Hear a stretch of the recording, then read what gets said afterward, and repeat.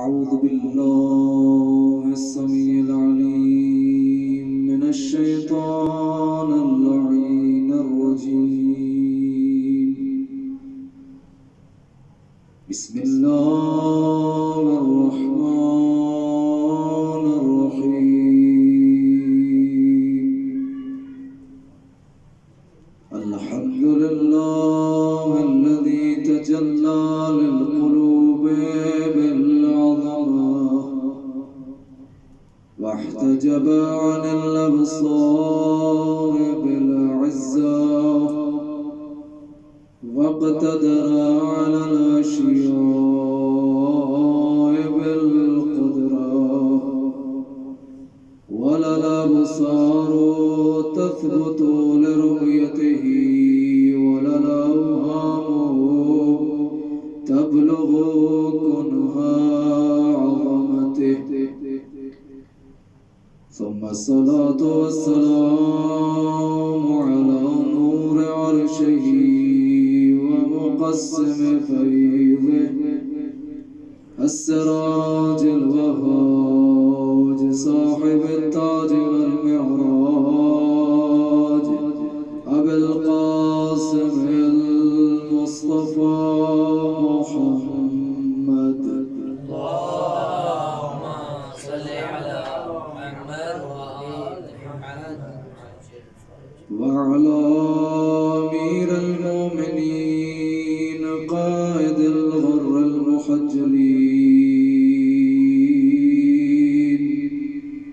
أسد الله الغالب غالب على كل غالب علي بن أبي طالب عليهم السلام. وعلى سيدة الجليلة المخدومة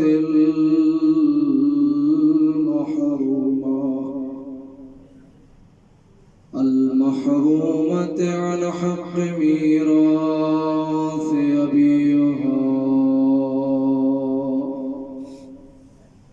ما زالت بعد وفاة أبيها مؤسبة الرأس باكية العين محترقة القلب ناهلة الجسم منهدة الركن التي قالت بعد وفاة أبيها صفت علي مصائبه لو أنها صفت على الأيام سرنا لياليها.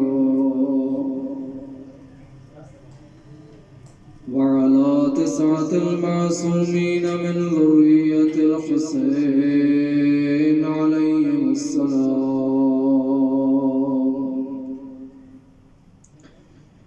واللعن الدائم على أعدائهم أجمعين من الآن إلى قيام يوم الدين. أما بعد فقد قال الرحمن في الفرقان بسم الله الرحمن الرحيم. إنما يريد الله ليذهب عنكم الرجس أهل البيت ويطهركم تطهيرا. صلوات الله اللهم صل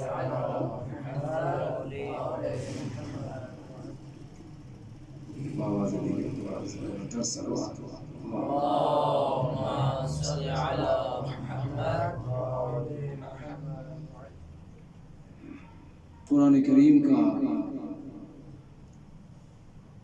وہ عظیم ارشاد جو ذات ہدیت نے اپنی لاریب کتاب میں اہل بیت علیہ السلام کے فضائل کے عروج کو بیان کرنے کے لیے ایک ایسی آیت نازل کی کہ رہتی دنیا تک اگر کسی نے پاکیزگی اور طہارت لینے کی کوشش کی تو صرف اسے اہل بیت ہی یاد آئے۔ ماشاءاللہ ماشاءاللہ۔ اس آیت وافل ہدایہ میں ارشاد رب جلیل ہے کہ جو ہمارا ارادہ ہے اور ہم نے اس ارادے کے مطابق اس کام کو انجام دے چکے ہیں، وہ یہ ہے کہ ہم نے ہر طرح کی آلودگی، اندھیرا، ظلمت، نفاق، گمراہی، انحراف کو اہل بیت سے دور رکھا ہے۔ اس آیت میں اتنے بڑے بڑے نکات ہیں کہ اگر انسان اپنی پوری زندگی اس کو سمجھنے اور اس پر عمل پیرا ہونے کے لیے تیار ہو جائے تو اس کی زندگی کے لیے کافی ہے۔ سب سے پہلا لفظ جو قرآن کریم نے اس آیت میں بیان کیا ہے وہ لفظ انما ہے۔ اگر یہ لفظ انما نہ ہوتا تو ہم علی کے ساتھ اور کسی شخص کو بھی ماننے کے لیے تیار ہو جاتے ہیں، لیکن خداوند متعال نے پہلے ہی لفظ میں ایک ایسا لفظ کا استعمال کیا ہے کہ اگر انسان اس کو سمجھ لے تو اسے دوسرے دروازوں پر دستک دینے کی کوئی کوشش نہیں ہوگی۔ لفظ انما اتنا عظیم لفظ ہے کہ صرف اور صرف یہی ہے، اس سے ہٹ کر کوئی اور بات نہیں کہ اللہ تعالیٰ نے ارادہ کر رکھا ہے اور اس ارادے کے بعد فعل بھی انجام پذیر ہو چکا ہے۔ کیا کہ ہر طرح کی آلودگی کو، ہر طرح کے انحراف اور نفاق اور گمراہی کے شک اور شبہے کو اہل بیت سے دور رکھا ہے۔ اور پھر فرمایا کہ اس طرح ہم نے اہل بیت کی تطہیر کی اور انہیں پاکیزگی عطا کی ہے، جس طرح پاکیزگی کرنے کا اور پاکیزہ رکھنے کا حق ہے۔ پاکیزہ کرنے والا کون ہے؟ خداوند ذوالجلال۔ پاکیزے ہونے والے کون؟ وہ ذوات مقدسہ ہیں، اہل بیت۔ پاکیزگی کا منبع اور مرکز جو ہے وہ خود خداوند ذوالجلال ہے، اور پاکیزہ ہونے والی وہ ہستیاں صرف محمد و آل محمد کی ذوات مقدسہ ہیں کہ پروردگار متعال نے صرف ان کو پاکیزہ نہیں کیا بلکہ ہر طرح کی رزق کو ان سے دور رکھا ہے۔ لیکن اس کا یہ مطلب بنا کہ وہ اپنی پاکیزگی کے اس مقام پر فائز ہیں کہ کسی بھی نفاق اور ضلالت اور گمراہی اور ہر طرح کی رزق اگر انسان تصور بھی کرے تو اس رزق کے اندر اتنی گنجائش نہیں ہے کہ اس پاکیزگی تک پہنچے۔ وہ اتنا مقام بلند ہے، وہ اتنے عروج پر ہے، ایسی پاکیزگی کے معراج پر ہے کہ وہاں پر کسی کی رسائی نہیں ہے۔ اسی لیے امیر کائنات نے نہج البلاغہ میں جو ارشاد فرمایا کہ میں علی کی فضیلت اور مقام اتنا بلند ہے کہ تیز پرواز کرنے والے پرندے جہاں تک وہ پرواز کرتے کرتے تھک جاتے ہیں اس سے آگے علی کی فضیلت شروع ہوتی ہے۔ علی کا مقام یہ ہے کہ وہاں پر جہاں انسان کی سوچ کی رسائی ختم ہو جاتی ہے وہاں سے علی کی فضیلت شروع ہوتی ہے۔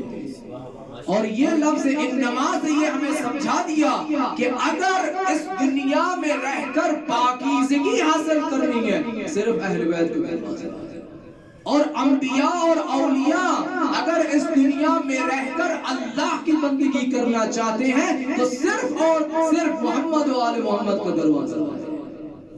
اس لیے آپ نے دیکھا تاریخ میں جہاں بھی کسی نبی کو مشکل وقت آیا اور کٹھن وقت ان کے لیے ان کے سامنے آیا تو صرف اور صرف ایک دروازہ ہے، حضرت زکریا کے بارے میں ایک مثال میں آپ کی خدمت میں عرض کروں کہ جب حضرت زکریا علیہ السلام کو جناب جبرائیل علیہ السلام نے کربلا کا واقعہ کیا کچھ سرخیاں صرف بتائی.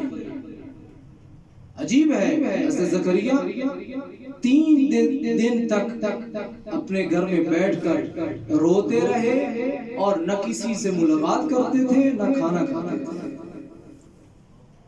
صرف کربلا کی کچھ سرخیاں صرف ان کو بتائی گئی ہیں، عناوین بتائے گئے ہیں کہ حسین ابن علی کربلا میں شہید ہوئے.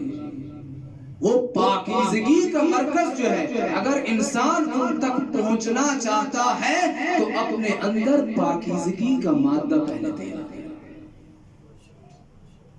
اور اس پاکیزگی کو حاصل کرنے کے لیے وہ کون سا راستہ ہے؟ صرف ایک ہی راستہ جو ہم اصول کافی میں ایک حدیث ہے، بلکہ یوں کہوں کہ ایک بہت بڑا چیپٹر ہے کہ اصول کافی میں، کہ جہاں پر امام معصوم سے سوال کیا گیا کہ یہ اپنا رسول اللہ کہ یہ جو قرآن کریم میں آیت ہے وَالنُّورَ الَّذِي أَنزَلْنَا، کہ اے مومنو اگر ایمان لانا چاہتے ہو اللہ پر ایمان لاؤ، نبی کی نبوت کا اقرار کرو اور اس کی ولایت کا اقرار کرو جو اللہ کی طرف سے نازل ہے. تو امام معصوم سے جب سوال کیا گیا تو معصوم نے کیا فرمایا؟ یہ سوال کرنے والا ابو خالد کابلی ہے، کابل کے رہنے والا ہے، اور امام محمد باقر علیہ السلام کی خدمت میں حاضر ہوتا ہے. جب اس نے سوال کیا تو امام معصوم نے 6 بار خداوند متعال کی قسم کھائی. 6 بار اللہ کی قسم کھا کر امام محمد باقر ارشاد فرماتے ہیں کہ اے ابو خالد کابلی، اس آیت میں جس کا ذکر ہو رہا ہے اور اس کے نور کا ذکر ہو رہا ہے وہ ہم اہل بیت ہیں. واللہ ہم ینورون قلوب المؤمنین، واللہ ہم اہل بیت النبوہ.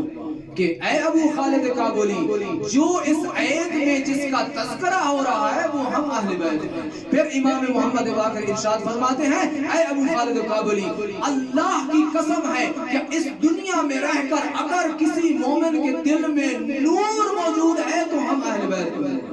اور پھر ارشاد فرماتے ہیں کہ واللہ یا ابا خالد لنور الامام فی قلوب المؤمنین انور من ضیاء الشمس فی النہار. کہ اے ابو خالد کابلی، اس رہتی دنیا تک تم یہ سمجھ لینا کہ قیامت کی صبح تک اگر اس سورج کو تم دیکھتے رہتے ہو کہ یہ سورج جو ہے وہ ہر طرف اس کی روشنی ہے اور ہر وقت جو ہے اس روشنی سے استفادہ کر رہا ہے، تو یہ سمجھ لو اگر اس روشنی کا مقایسہ امام معصوم کی نورانیت سے کیا جائے تو یہ ابو خالد کابلی یہ سمجھ لینا کہ امام معصوم کی نورانیت اپنے مومنین کے دل میں اس نورانیت سے بڑھ کر ہے جو تم روزانہ دیکھتے ہیں. لنور الامام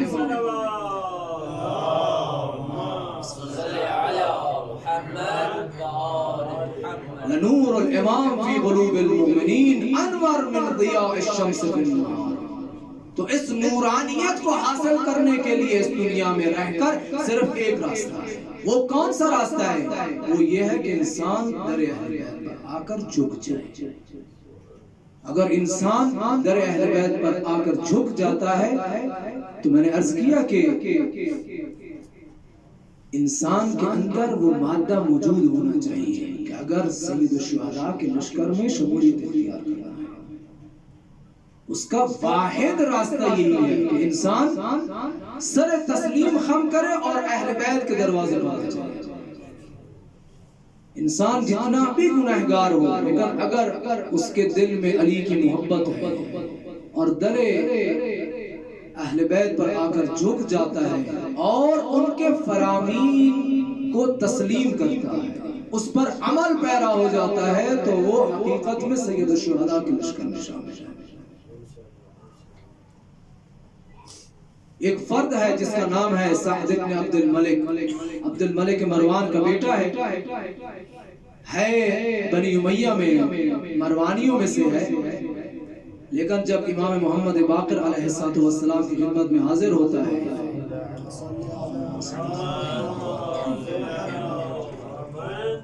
تو عرض کرتا ہے کہ ابن رسول اللہ، میں بنی امیہ کے خاندان میں سے ہوں، میں بہت شرمندہ ہوں کہ اس خاندان میں میری ولادت ہوئی، تو میں کیا کروں؟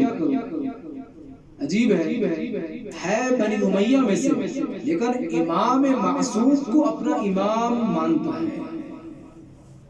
تو امام معصوم نے ایک عظیم وہ جملہ فرما دیا جو ہمارے لیے بھی عبرت آموز ہے۔ امام نے فرمایا انت اموی ولکن منا اہل البیت، تو بنی امیہ میں سے ہے لیکن تمہارے دل میں کیونکہ ہماری محبت موجود ہے تو تو ہے اموی لیکن منا اہل البیت ہے۔ اگر انسان کے دل میں محبت اہل بیت کا نور ہے، اسی لیے ہم زیارت جامعہ میں ہر روز پڑھتے ہیں کہ وَجَعَلَ صَلَاتَنَا عَلَيْكُمْ، کہ ہم آپ پر جب درود بھیجتے ہیں اور صلوات پڑھتے ہیں، وَمَا خَصَّنَا بِهِ مِنْ وِلَایَتِكُمْ، اس صلوات کا پڑھنا، اس درود کا بھیجنے کے بدلے میں جو آپ کی طرف سے ہمیں توفیق ملتی ہے وہ یہ ہے کہ انسان امام معصوم کی سرپرستی میں آ جاتا ہے، اس کا سرپرست امام حق اور امام عادل بن جاتا ہے، تو اس کے بدلے میں انسان کو جو توفیقات حاصل ہوتی ہیں اس کے بعد ہم عرض کرتے ہیں کہ اس کا نتیجہ یہ ہوتا ہے کہ طیبا لخلقنا، انسان کی خلقت پاکیزہ ہو جاتی ہے۔ اب اس بہت بڑا چیپٹر، اس کو میں کھولنا نہیں چاہتا کہ طیبا لخلقنا کا مطلب کیا ہے، صرف اس کا ایک مطلب یہ آپ کی خدمت میں عرض کرنا چاہتا ہوں کہ انسان ہو سکتا ہے کہ بنی امیہ کی خاندان میں پیدا ہو، لیکن اگر اس کے دل میں علی کی ولایت موجود ہو تو وہ طیبا لخلقنا ہو جاتا ہے۔ اسی لیے امام معصوم نے فرمایا کہ انور من ضیاء الشمس فی النہار، امام کی نور جو ہے مومن کے دل میں سورج کی روشنی سے زیادہ بڑھتا ہے، اس کی نورانیت زیادہ ہے، برے خاندان میں پیدا ہوا لیکن اس کے دل میں ولایت علی موجود ہے۔ پھر عرض کرتے ہیں کہ اے مولا ہم آپ پر درود اس لیے بھیجتے ہیں تاکہ اپنے آپ کو آپ کی ولایت میں شامل کر لیں اور آپ کو ہی اپنا سرپرست سمجھیں۔ جب ہم نے آپ کی سرپرستی کو قبول کر لیا تو اس کا پہلا نتیجہ یہ ہے کہ ہماری خلقت پاکیزہ ہو جاتی ہے۔ دوسری خصلت کیا ہے، دوسری جو صفت ہے وہ یہ ہے کہ طہارۃ لانفسنا، انسان کے ذہن میں جتنے بھی برے خیالات ہوتے ہیں وہ پاکیزہ ہوتے ہیں۔ مفسرین کا کہنا ہے کہ طہارۃ لانفسنا، انسان کا نفس پاکیزہ ہو جاتا ہے۔ حضرت عیسیٰ کے متعلق ہے کہ ایک عظیم جملہ ان کا کہ وہ فرماتے ہیں کہ حضرت موسیٰ مجھ سے پہلے یہ فرماتے تھے کہ گناہ مت کرو، لیکن میں عیسیٰ مسیح کہتا ہوں کہ گناہ کی سوچ بھی مت کرو۔ اگر انسان کے ذہن میں اگر گناہ کی گنجائش آ جائے، گناہ کی سوچ آ جائے تو وہ اہل بیت کے در پر آ کر صلوات اور درود بھیج کر اپنی پاکیزگی نفس اختیار کر سکتا ہے۔ صلوات اللہم صلی علی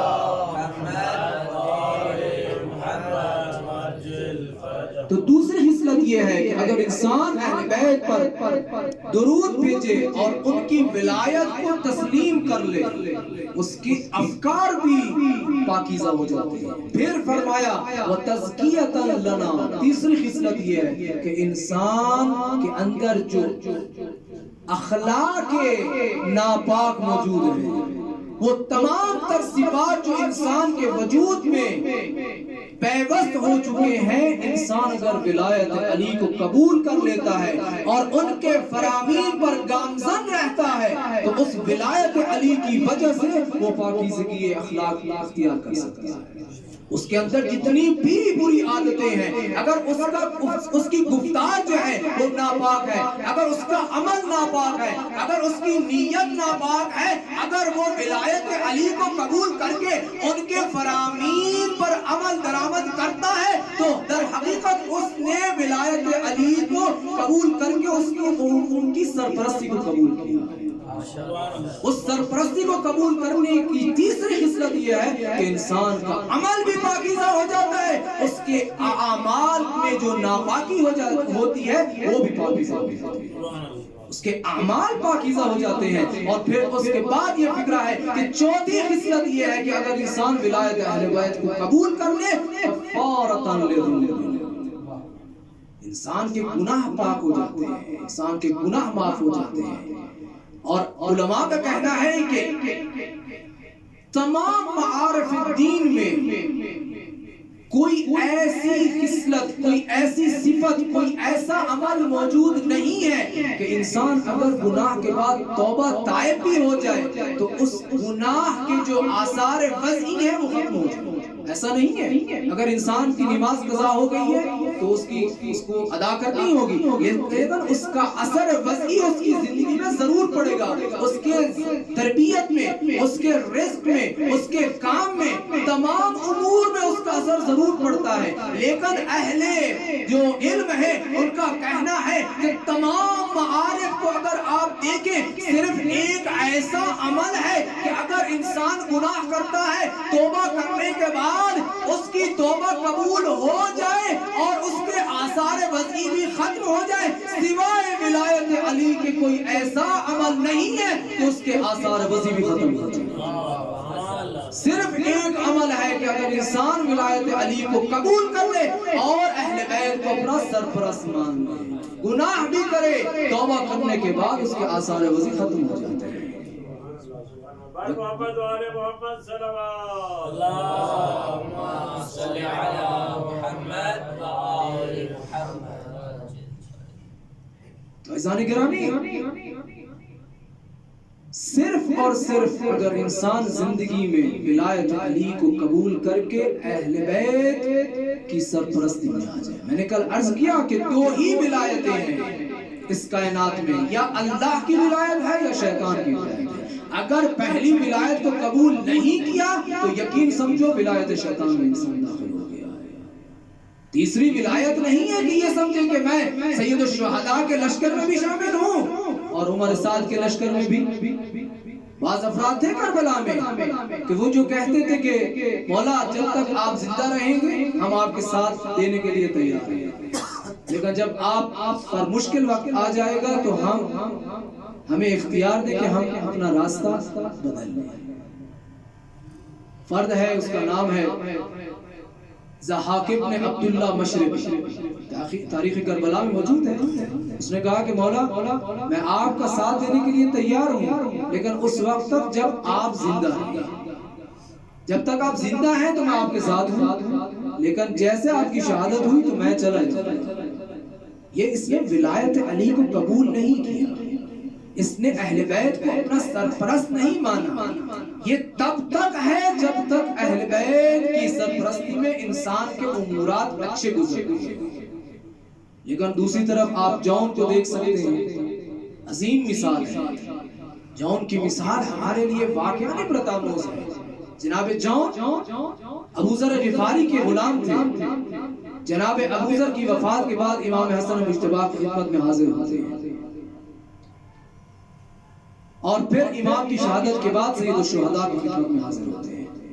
علی کے نوکر ایسے ہوتے ہیں کہ جب تک انسان کے جان میں ایک بھی سانس موجود ہو تب تک ولایت علی کو چھوڑا نہیں۔ کربلا میں جب آتے ہیں مشکل وقت آتا ہے تو کیا عرض کرتے ہیں کہ یہ اپنا رسول اللہ مجھے جہاد کی اجازت دیں۔ میں صرف مثال عرض کرنا چاہتا ہوں۔ تو سید الشہداء نے کہا کہ جون تم ہمارے گھرانے میں غلام رہے ہو، اب ہم پر بہت مشکل وقت آ گیا، تم چاہو تو جا سکتے ہو۔ دیکھیں علی کے نوکر ایسے ہوتے ہیں جنہوں نے ولایت علی کو جان اور دماغ اور دل سے قبول کیا ہے، وہ ایسے ہوتے ہیں۔ اس نے عرض کیا کہ اپنا رسول اللہ جب تک آپ پر اچھے حالات، آپ کے اچھے حالات تھے تو میں آپ کے ساتھ تھا، لیکن اب آپ کے کیونکہ کٹھن وقت آ گیا ہے تو کیا یہ ہوپدار کی ذمہ داری کیا ہے کہ میں آپ کو اب اس مشکل وقت میں چھوڑ کر چلا جاؤں؟ کیا اب یہ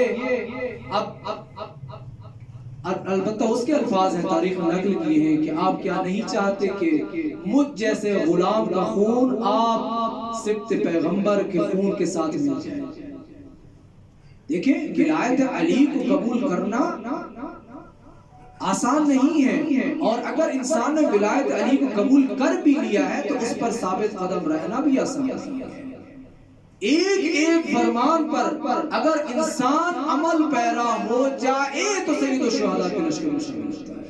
جیسے جناب جون ہے، اور پھر حضرت نے دعا بھی فرمائی کہ اللہ تعالیٰ تمہارے جسم مبارک سے خوشبو ایسی ساطع کرے کہ امام محمد باقر علیہ السلام فرماتے ہیں کہ جب اجساد کو سے ہمارا گزر ہوا تو میں نے دیکھا کہ ایک جسم مبارک سے خوشبو نکل رہی تھی، اور میں نے استشمام کیا اس خوشبو کو. دیکھیں ولایت علی کو قبول کرنا ایک ایسا مقام ہے، مقام تسلیم ہے. اگر انسان ولایت کو قبول کر لیتا ہے لیکن فرامین پر بھی اس کو عمل کرنا ہوگا. اگر ایک انسان فرامین پر عمل کرتا ہوا اس دنیا سے چلا جائے، وہ ولایت علی کو قبول کرتے ہوئے اس دنیا سے چلا جاتا ہے تو وہ سید الشہداء کے لشکر میں شامل ہے. اور صرف اس کی یہ شرط ہے کہ آخری دم تک اہل بیت کی محبت اس کے دل میں. ایک شہید ہے کربلا میں جن کا تذکرہ بہت ہوتا ہے، لیکن اگر آپ تاریخ تشیع کو دیکھیں تو تقریباً صرف کربلا ہی میں ان کا تذکرہ ہوا ہے. پوری زندگی میں ایک یا دو جملے بیان ہوئے ان کے متعلق. وہ عظیم شخصیت اور وہ عظیم ہستی جنہوں نے امام وقت کے مقابلے میں ایک لفظ بھی پوری زندگی میں نہیں کہا. 3 یا 4 سال کا سن ہے، ماں نے کچھ دانے انگور کے دیے. کچھ دیر بعد ماں نے دیکھا کہ عباس گھر میں نہیں ہے. کچھ دیر گزرنے کے بعد عباس بھاگتے اندر جب آتے ہیں تو ماں نے دیکھا کہ عباس کے ہاتھ میں انگور نہیں ہے. فرمایا کہ عباس، میں نے تمہیں انگور دیے تھے تاکہ تم خود تناول کرو. کیا بنا؟ کہا اماں جان، جب آپ نے مجھے انگور دیے تو میں نے اپنے دل کی طرف رجوع کیا. میں نے دیکھا کہ اس دنیا میں، اس کائنات میں سب سے زیادہ کس سے میں محبت کرتا ہوں. تو میرے دل اور پورے جسم نے اس بات کی گواہی دی کہ اس دنیا میں، اس کائنات میں سوائے مولا حسین کے کوئی بھی میرے دل میں نہیں ہے. وہ عباس، وہ تسلیم کا پیکر کہ ایک لفظ بھی پوری زندگی میں نہیں کہا. اگر کہا ہے تو آخری لمحے میں صرف بھائی کا لفظ استعمال کیا ہے، اس لیے کہ ماں زہرا بھی وہاں پر موجود تھی.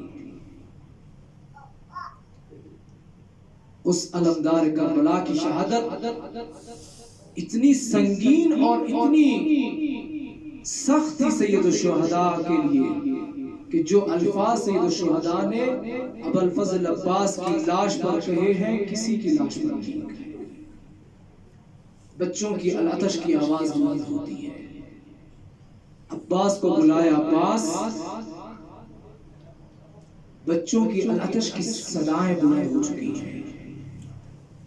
بھیا مولا اگر آپ اجازت دیں تو جنگ کے لیے میں جانا چاہتا ہوں. عباس، بچے پیاسے ہیں، اگر بچوں کی پیاس کو بجھا دو اور پانی لا کر دے دو تو اس کے بعد تمہیں اجازت دوں گا. عباس آتے ہیں خیموں میں، مشکیزے کو اٹھاتے ہیں.